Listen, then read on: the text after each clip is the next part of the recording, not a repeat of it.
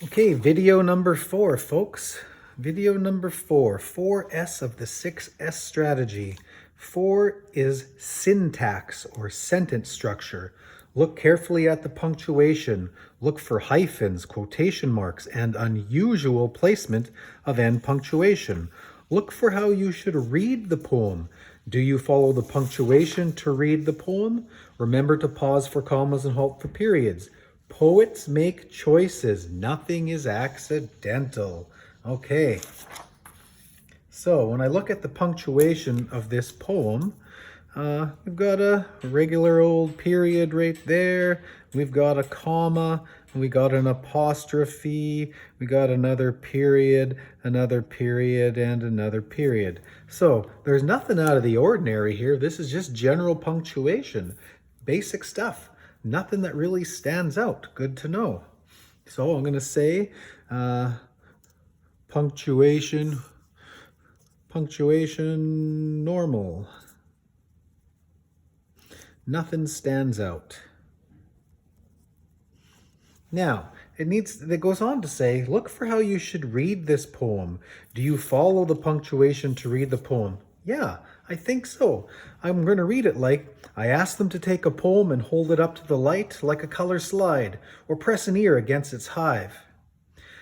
To me, you read this poem like you would have a normal conversation, and that's just it.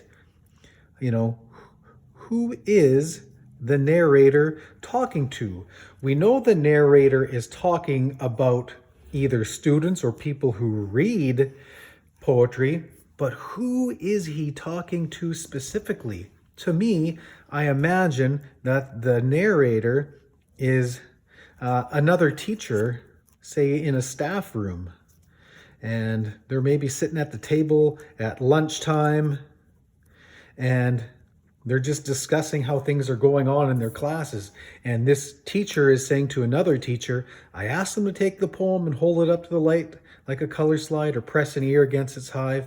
And he goes on to say all the things that he tells the students to do, but then he says, but all they want to do is this.